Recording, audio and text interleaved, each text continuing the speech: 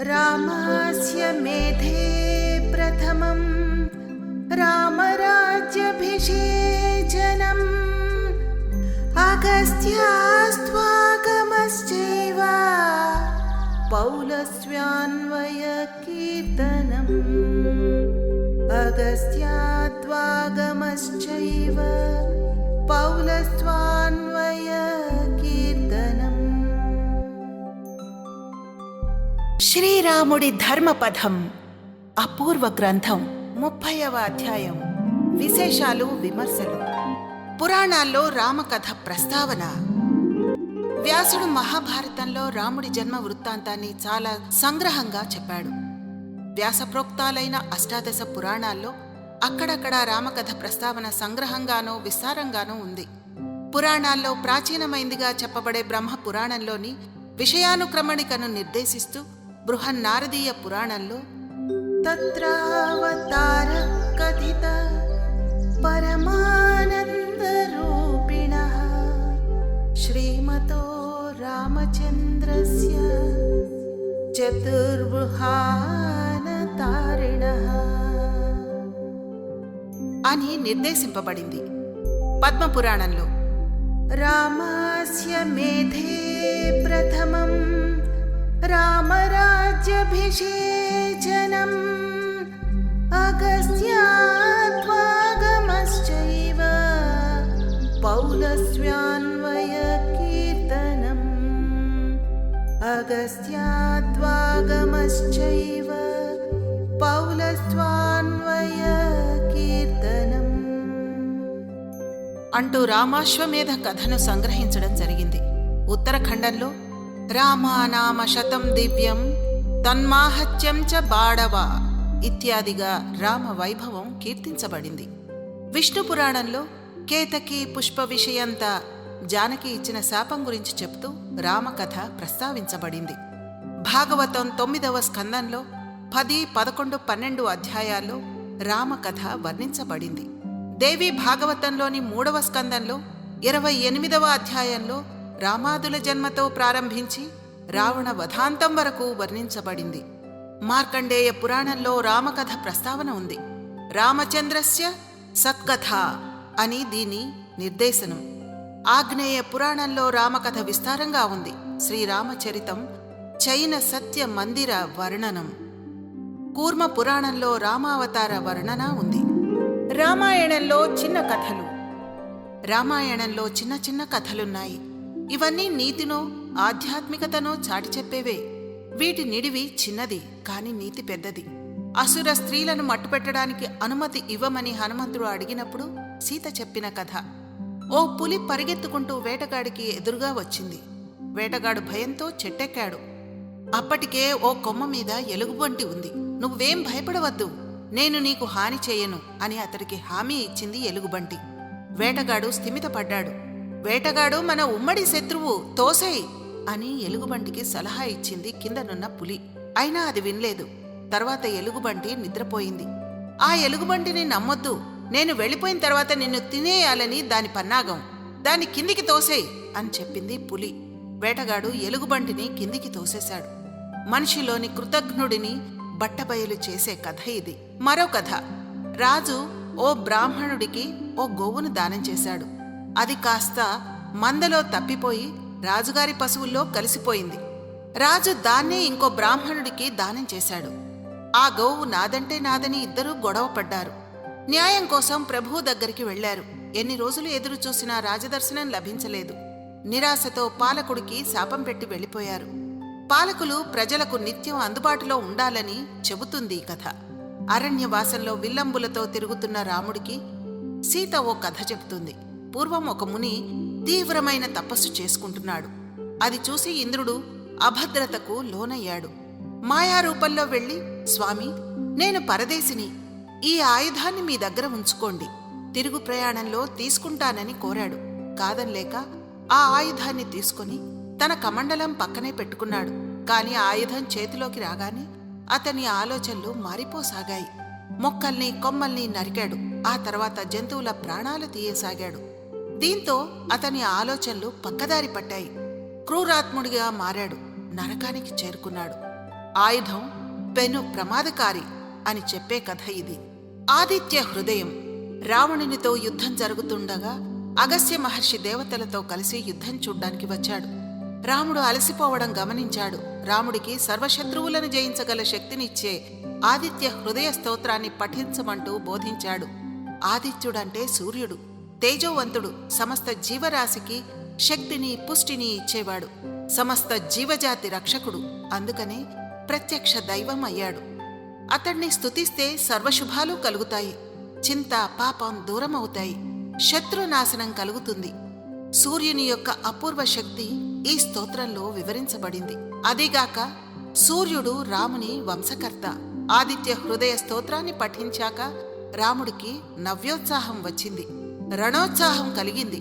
రావణుణ్ణి సంహరించడానికి కావలసిన మానసిక సంసిద్ధత, దృఢత్వం వచ్చి చేరాయి. ఆ తర్వాత రామబాణానికి తిరుగులేకపోయింది. రావణ వధ చేసి విజయుడయ్యాడు శ్రీరాముడు. ఆదిత్య హృదయాన్ని నిత్యం పఠిస్తే శోక ఉపశమనం కలుగుతుందని, సకల శత్రునాశనం జరిగి విజయం చేకూరుస్తుందని అగస్త్య మహర్షి ఉవాచ. ఆదిత్య హృదయం పుణ్యం సర్వశత్రు వినాశనం జయావహం జపే నిత్యం అక్షయం పరమం శివం సర్వమంగళ మాంగళ్యం సర్వపాప ప్రణాశనం చింతాశోక ప్రశమనం ఆయుర్వర్ధనముత్తమం చింతాశోక ప్రశమనం ఆయుర్వర్ధనముత్తమం.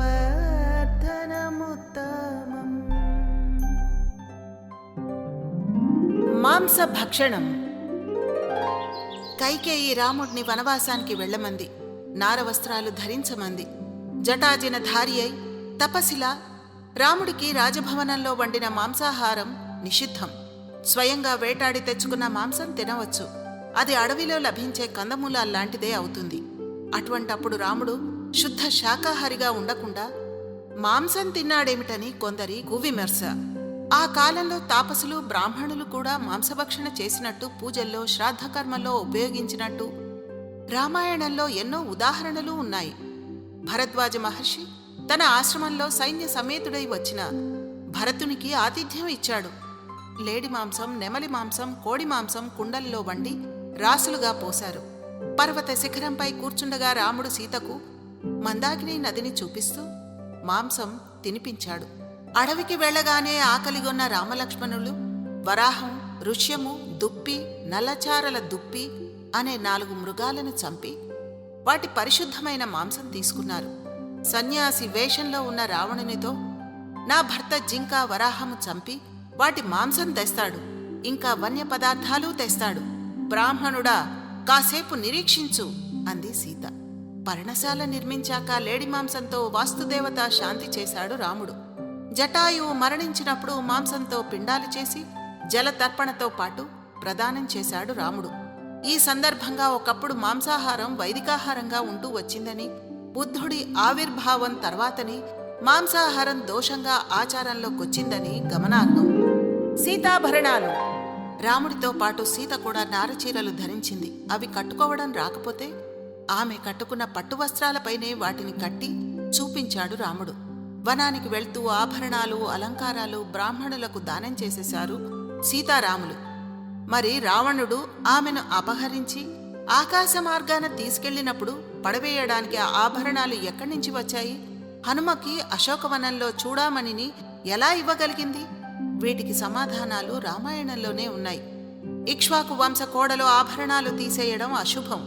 ఆమె వనవాసం చేయాలని కైక కోరలేదు. తనకు తానుగా ఇష్టపడి వెళ్తున్నది కనుక ఆమెకు ఈ నియమాలు వర్తించవు. అన్ని ఆభరణాలు ధరించి చీనాంబరాలతో వెళ్ళాలి అన్నాడు కులగురువు వశిష్ఠుడు. దశరథుడు కోశాధికారిని పిలిచి అరణ్యంలో ఎన్నేండ్లు ఉండాలో లెక్క కట్టి సీతకు కావలసిన వస్త్రాలు, అలంకారాలు ఇయ్యి అని ఆదేశించాడు. అవి తెచ్చివ్వగానే సీత అలంకరించుకుంది. సీతారాముల్ని అడవిలో వదిలి తిరిగి వెళ్ళాక సుమంత్రుడు కౌసల్యతో రాముడికి ఆనందం కలిగించడానికి సీత ఆభరణాలు ధరించింది అని చెప్పాడు. అనసూయ వస్త్రాలు, అంగరాగం, భూషణాలు, మాలికలు ఇవ్వగా సీత స్వీకరించింది. ఆమె కోరికపై వజ్రాభరణాలు ధరించింది. నిండుగా ఆభరణాలు ధరించి పచ్చని పట్టుచీర కట్టుకున్న సీతను రావణుడు అపహరించినట్లు వాల్మీకి పేర్కొన్నాడు.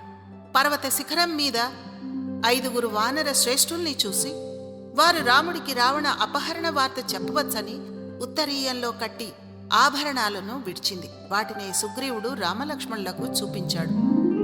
రాముడికింకా భార్యలున్నారా? దశరథుడికి 3 పట్టపురాణులు కాక 350 మంది భార్యలున్నారు.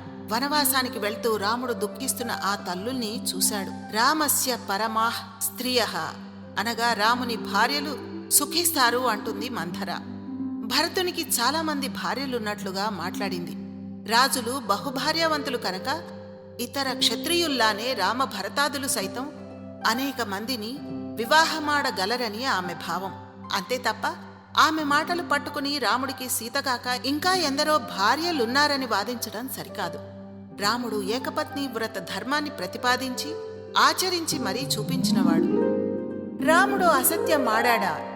రామాదులు రథం మీద వనవాసానికి వెళ్తుంటే ఆగు ఆగు అని వెనక నుంచి శోకార్తుడై అరిచాడు దశరథుడు. మరోపక్క రథానికి అడ్డం పడుతున్నారు అయోధ్య ప్రజలు. రథసారథి సుమంత్రుడు సంకట స్థితిలో పడ్డం గమనించి రాముడు ఇలా అన్నాడు: ఆపవద్దు, రథాన్ని ఎందుకు ఆపలేదని రాజు కోప్పడితే నాకు వినపడలేదు అని చెబుదువుగానిలే, వీరి దుఃఖం చూస్తూ ఉండలేను. రాముని మాట ప్రకారం సుమంత్రుడు గుర్రాలను పరిగెత్తించాడు. దీన్ని ఎత్తి చూపుతూ రాముడు అసత్యమాడాడని చెబుతున్నారు కువిమర్శకులు. అవతల తండ్రి పుత్రవియోగంతో భరించరాని శోకంతో విలువెల్లాడుతున్నాడు. యువతల తండ్రి దుఃఖం చూడలేకుండా ఉన్నాడు రాముడు. మధ్యలో ప్రజలు కన్నీరు మున్నీరవుతున్నారు. ఆ విషాద దృశ్యం అతడికి భరించరానిదిగా ఉంది. రథాన్ని ఆపినంత మాత్రాన వారి దుఃఖం తీరదు, పైగా మరింత పెరుగుతుంది. ఆగి వారిని మరింత వేదనకు గురిచేసే కన్నా ముందుకు సాగిపోవటమే మంచిదనుకున్నాడు. అది దయతో అన్నమాట, స్వార్థ ప్రయోజనం ఆశించి చెప్పింది కాదు. రాముడు విజ్ఞతతో వ్యవహరిస్తూ అలా అన్నాడు. ఆ మాటల్ని బట్టి దోషారోపణ చేయటం తగదు. అలా చెప్పినందువల్ల ఎవరికీ ఎలాంటి అపకారం కాని కష్టం కాని వాటిల్లలేదు. అలాంటి సందర్భాల్లో అలా వ్యవహరించడం సహజం, సమర్థనీయం. సమయాలను బట్టి నడుచుకోవడం ఎవరికైనా అనివార్యం. మరో రకంగా ఆలోచిద్దాం. రాముడు వెనుతిరిగితే, తండ్రి క్షోభ చూడలేక ఆగిపోతే తండ్రి మాట తప్పినవాడవుతాడు. తను ధర్మ మార్గం విడనాడినట్టు అవుతుంది. అందుకనే ఆ సత్య మార్గాన్ని ఎన్నుకున్నాడు. ఇలాంటిదే మరో ఘటన. రాముని వెంట అడవికి వస్తామంటూ వచ్చిన అయోధ్య ప్రజలు ద్విజులు చెట్టు కింద నిద్రిస్తుండగా వారు పక్కదారి పట్టేలా చేసి వారికి చెప్పకుండా వాళ్లు నిద్ర లేవకముందే అడవిలోకి వెళ్ళిపోయాడు. ఆ ప్రజలకు రాముడు ప్రాణ సమానుడైతే వారు రామునికి ప్రాణాధికులు. వారి కోసం తను కష్టాలు పడచ్చు కాని తన కొరకు వారు కష్టపడకూడదు. వారి దుఃఖాన్ని పోగొట్టాలి కాని దుఃఖితుల్ని చెయ్యరాదు. అందుకనే వారిని వెనుకకు మరల్చుటకు ఇది ఒక ఉపాయం. దీన్ని మోసం చేయుట అనడం భావ్యం కాదు. శూర్పణఖతో లక్ష్మణుడు అవివాహితుడంటూ అసత్యం పలికాడని మరో ఆరోపణ. అది అసత్యమే, కాని ప్రేమతో సమీపించిన స్త్రీతో కఠినంగా ఉండలేక చేసిన ఎగతాళి, విసిరిన ఛలోక్తి, పరిహాసం. దీన్ని సీరియస్గా తీసుకోవాల్సిన పని లేదు. పైగా ఆ ఘటనకో పరమార్థం ఉంది. ఈ సందర్భంలో రాముడు త్రిజట మునితో వేళాకోళమాడిన సంగతి గమనార్హం. వనవాసానికెళ్తూ తమ సంపదని దానమిస్తుండగా త్రిజట ముని సంపదలిమ్మని కోరాడు. ఆవుల మీంచి కర్ర విసరండి, ఎంత దూరం వెళ్తే ఆ లోపు ఉన్న ఆవుల్ని తీసుకోండి అన్నాడు. అలాగే ఇచ్చాడు కూడా. పిమ్మట వేళాకోళపు సరదాతో అలా చేశానని తప్పుగా భావించవద్దని కోరాడు. అతడి బలాన్ని పరీక్షించడానికే అలా చేశానని వివరించాడు. ముని యాచకుడని ముద్రపడకుండా, అతడికి యాచన దోషం కలగకుండా కష్టించి సంపాదించినట్టే అవుతుందనే ఉద్దేశంతో రాముడు ఆ ఉపాయం చేశాడని కొందరు వ్యాఖ్యానించారు. గురుణామపి సమం హాస్యం కర్తవ్యం కుటిలం వినా. దుర్బుద్ధి లేకుంటే గురువులతో సైతం హాస్య సంభాషణ చెల్లుతుంది. రాముడికి దుఃఖం. సీతాపహరణం తర్వాత రాముడు సీతను తలుచుకుని పరిపరి విధాల విచారం వ్యక్తపరిచాడు. దేవుడైన రాముడు సామాన్య మానవుడిలా ఏడవటం ఏమిటని సందేహపడుతున్నా ప్రశ్నిస్తున్న వారికి ఒక వివరణ. రాముడు దేవుడైన మానవుడిలా పుట్టాడు కనుక మానవుడిలా దుఃఖ శోకాలు అనుభవించాడు. దేవుడిలానే ఉంటే రావణాసురుణ్ణి హతమార్చలేడుగా. అతడికి లభించిన వరాల దృశ్యానేగా మానవుడిగా అవతారమెత్తింది. అదీకాక మాతృవియోగ దుఃఖం కంటే భార్యా వియోగ దుఃఖం అధికం కనుక కామంతో రాముడు విచారించలేదు. తన వల్ల తల్లికి పుత్రవియోగ దుఃఖం, సీతకు భర్త వియోగ దుఃఖం కలిగాయి కదా అని దుఃఖించాడు. భర్త వియోగం భార్యకు దుఃఖహేతువు, స్థితికి హాని, గౌరవ హాని కలుగుతాయని, తనను భర్తగా పొందిన మహారాజు పుత్రికకు ఇలాంటి దుస్థితి దాపురించిందే అని వాపోయాడు. అంతే తప్ప కామాసక్తితో కాదు.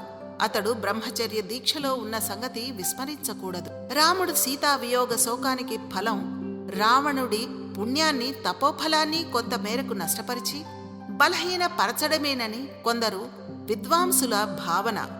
సివిల్ క్రిమినల్ ప్రొసీజర్ కోడ్లకు సంబంధించిన ధర్మసూత్రాలన్నీ రామాయణ మహాభారతం వంటి ప్రాచీన గ్రంథాల్లో ప్రత్యక్షంగా పరోక్షంగా ప్రస్తావించినవేనని సుప్రీంకోర్టు న్యాయమూర్తి జస్టిస్ వి రామసుబ్రహ్మణ్యం అన్నారు. ధర్మబద్ధమైన జీవన ప్రాముఖ్యాన్ని పామరులకు కూడా చేరేలా వివరించడానికే వాటిని పౌరాణిక కథలుగా మహనీయులు నిక్షిప్తం చేశారన్నారు. క్రిమినల్ ప్రొసీజర్ కోడ్ను ఎక్కువగా రామాయణం, సివిల్ వివాదాలను మహాభారతం వివరిస్తాయన్నారు. పురాణాల్లో పేర్కొన్న విశ్వజననీయమైన విలువలను మన అంతర్జాతీయ ఒప్పందాల్లోనూ పేర్కొన్నారు. వియన్నా ఒప్పందంలో మనం రాసుకున్న పీఠిక రామాయణానికి సంబంధించిందే. లంకకు వెళ్లిన హనుమంతుడిని చంపేయాలని రావణుడు అన్నప్పుడు రాయబారిగా వచ్చిన వ్యక్తిని చంపకూడదని విభీషణుడు చెప్తాడు. వియన్నా ఒప్పందంలో డిప్లొమాటిక్ ఏజెంటుగా వచ్చిన వారికి రక్షణ కల్పించాలని ఉంది. మన రాజ్యాంగంలో అధికరణ 31 కూడా ఇదే చెబుతుంది. 2 నిబంధనల మధ్య వైరుధ్యం ఉన్నట్లే విలువల మధ్య ఘర్షణ వస్తే పరిస్థితులను ఎలా తీసుకోవాలన్నది రామాయణంలో స్పష్టంగా ఉంది. రాముడు అన్ని విధాలా అర్హుడంటూ రాజుగా దశరథుడు ప్రకటించాడు. అయితే కైకేయికి ఇచ్చిన వరం వల్ల రాముడిని రాజుగా చేయలేని పరిస్థితి ఎదురైంది. కైకకు దశరథుడు ఇచ్చిన వరాలు సెక్యూరిటీ బాండ్ లాంటివి. వాటిని ఆయన కస్టడీలోనే ఆమె భద్రపరిచింది. రామునికి పట్టాభిషేకం సమయంలో వాడుకుంది. కైకకు ఇచ్చిన మాట తప్పలేక, అలాగే నిండు సభలో ఇచ్చిన మాటకు కట్టుబడి ఉండటంపై దశరథుడిలో సంఘర్షణ మొదలైంది అని వివరించాడు. ఉత్తరాఖండ ప్రక్షిప్తమా? రాముడు పట్టాభిషక్తుడవడం, రామరాజ్యం తీరుతెన్నుల వరకే వాల్మీకి చెప్పాడు నారదుడు. యోగ దృష్టితో రామకథ కరతలామలకం చేసుకుని రామాయణం రచించాడు వాల్మీకి మహర్షి. రావణ వధ వరకు ఉన్న కథ పూర్వకాండం అయితే ఆ పైన జరిగింది కాబట్టి దీన్ని ఉత్తరకాండ.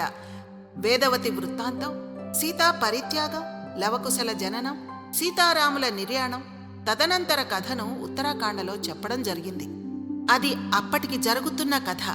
ఇందులో వాల్మీకి మహర్షి కూడా పాత్రధారే.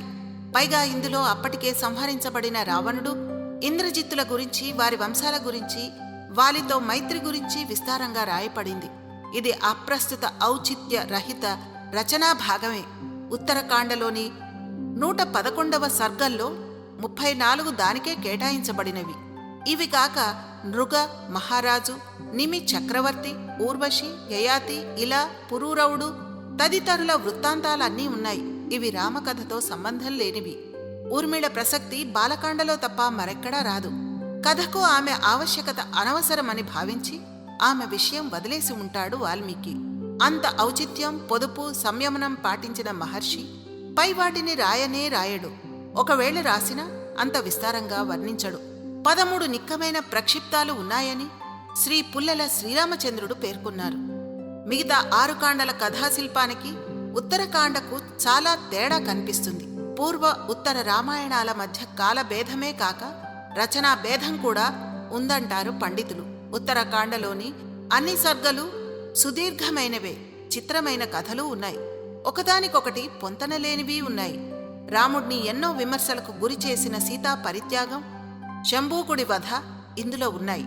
వీటన్నిటి దృష్ట్యా ఉత్తరకాండను వాల్మీకి రచించారా, లేక వారి శిష్యులు గాని, లేక మరెవరైనా కాని రచించి వాల్మీకి పేరుతో ప్రచారంలోకి తెచ్చారా అన్నది నిగ్గు తేల్చాల్సిన ప్రశ్న, సందేహం. రామాయణ ఆరంభంలో మొత్తం 7 కాండలని వాల్మీకి పేర్కొన్నాడు. గాయత్రి బీజాక్షరాల్లో యుద్ధకాండ వరకు 20 బీజాక్షరాలే వాడబడ్డాయి. ఉత్తరకాండతో మిగతావి పూర్తయ్యాయని పండితుల అభిప్రాయం. అయినప్పటికీ ఈ గ్రంథకర్త మాత్రం ఉత్తరకాండ పూర్తిగా వాల్మీకి విరచితం కాదనే విశ్వసిస్తున్నాడు. ఉత్తరకాండ కథా సంవిధానంలో, పాత్ర పోషణలో, ప్రవాహ శైలిలో చాలా వైవిధ్యం కనిపిస్తోంది. ఎక్కడా క్లుప్తత పాటించలేదు. పూర్వకాండంలో ఎక్కడా చనిపోయిన వారి గురించి ఇంత విస్తారంగా వివరించడం జరగలేదు. వాలి గురించి ముందే పూర్తిగా చెప్పారు. కానీ రావణ వంశం గురించి, శాపాల గురించి ఉత్తరకాండలో అంత సుదీర్ఘంగా చెప్పాల్సిన అవసరం కానీ, ఔచిత్యం కానీ లేదు. అది వాల్మీకి పద్ధతి కాదు. అలాగే అహల్య, విశ్వామిత్రుడు, తాటక, జటాయువు అక్కడికక్కడే వివరించబడ్డాయి. కాని వేదవతి కథ ఎక్కడో చివర్లో ఇరికించడం చూస్తే అది వాల్మీకి రాసినట్టు అనిపించదు. ఒకవేళ వాల్మీకి ఆ కథ రాయదలిస్తే సీత అగ్నిప్రవేశ సమయంలోనే వివరించి ఉండేవాడు. అదీకాక వేదవతి కథ కృతయుగంలోనిది. రామాయణం త్రేతాయుగంలో జరిగింది. 2 యుగాల్లోనూ రావణుడు ఉండగలగటం అసంభవం. పూర్వ రామాయణంలోని క్లుప్తత, కథన వేగం ఉత్తరాఖండలో కనిపించవు. అలాగని అందులోని కథ కల్పితమని ఈ గ్రంథకర్త అభిప్రాయం కాదు. సీతా పరిత్యాగం, కుశలవుల జననం, అశ్వమేధ యాగం, రాముడి ప్రాణత్యాగం, రాజ్య విభజన వాస్తవమే అయి ఉంటాయి. కాని దాన్ని వాల్మీకి గాక ఆయన శిష్యులో మరొకరో రామకథకు సంపూర్ణత కలిగించడానికి కాని, ఉత్తరాఖండని లేదా కొన్ని భాగాలుగా రచించి సాధికారిత కోసం వాల్మీకి పేరు చేర్చి చలామణి చేసి ఉండవచ్చు అని ఈ రచయిత నిశ్చితాభిప్రాయం. ఇతర భాషల్లోకి అనువదింపబడిన చాలా రామాయణాల్లో ఉత్తరాఖండ లేదు, యుద్ధకాండతోనే ముగిసిందన్నది గమనార్హం. రామాయణ మాసం కేరళ రాష్ట్రంలో కర్కిదాకం నెలలో, అంటే జూలై మధ్య నుంచి ఆగస్టు మధ్య వరకు రామాయణ మాసంగా పాటిస్తారు. ఆ నెలని ఆధ్యాత్మిక భక్తి కార్యక్రమాలకే పరిమితం చేస్తారు. వివాహాలు, గృహప్రవేశం, ఇతర శుభకార్యాలు జరుపుకోరు. హిందువులంతా తమ తమ ఇళ్లలో ఎంతో భక్తితో, శుచి శుభ్రతలతో నియమాలు పాటిస్తారు. శాకాహారమే తీసుకుంటారు. ప్రతిరోజు సాయంత్రం వేళ కుటుంబ సభ్యులంతా ఒకచోట చేరి సంప్రదాయపు దీపపు వెలుగులో ఆధ్యాత్మ రామాయణం, మలయాళ రామాయణం పఠిస్తారు. రోజూ కొంచెం కొంచెం చొప్పున మాస చివరి రోజు నాటికి పూర్తయ్యేలా చదువుతారు. విష్ణు దేవాలయాల్లో రామాయణ పఠనం, ప్రవచనాలు, గోష్ఠులు అన్నీ రామాయణం గురించే ఏర్పాటు చేస్తారు. మన నిత్య జీవితంలో మనం నిత్యము మనకు తెలియకుండానే ఎన్నో రకాల రామాయణ సూక్తుల్ని, ఉపమానాల్ని, నుడికారాల్ని పలుకుబళ్లుగా ఉపయోగిస్తుంటాం. అంటే మనకి తెలియకుండానే రామాయణం మన జీవనంలో ఒక భాగమైపోయిందన్నమాట. రామాయణమంతా విని రాముడికి సీత ఏమవుతుందని అడిగినట్లు. అబ్బో అదో రామాయణం. మారీచ మాయ, సుగ్రీవాజ్ఞ, లక్ష్మణరేఖ, అరణ్య రోదన, మందర బుద్ధి, అదొక పుష్పక విమానం. ఎంతమంది ఎక్కినా ఇంకా చోటుంటుంది. కబంధ హస్తాలు, చుప్పనాతి శూర్పణఖ, కుంభకర్ణ నిద్ర, అంగదుడి అంగలు, వానరసేన, హనుమంతుడి పాదాలు, లంకంత ఇల్లు, ఋష్యశృంగుడు, కిష్కింధకాండ, అగ్ని పరీక్ష, మంధర లాంటిది. చాడీలు చెబుతుంది వాలిబలం, వారిది రామరావణ యుద్ధమే. నీ బుర్ర చేత రామకీర్తన పాడిస్తా. రావణ కాష్టంలా రగులుతూనే ఉంటుంది. ఇంటి గుట్టు లంకకు చేటు. రామాయణంలో పిడకల వేట. వాలి సుగ్రీవుల్లా కొట్టుకోకండి, రామ లక్ష్మణుల్లా కలిసుండండి. లంకా దహనం చూచి రమ్మంటే కాల్చి వచ్చాడు. ఆమె ఓ మాయలేడి. రామరాజ్యం తెస్తాం, రామరాజ్యం రావాలి. శ్రీరామ రక్ష, సర్వ జగద్రక్ష.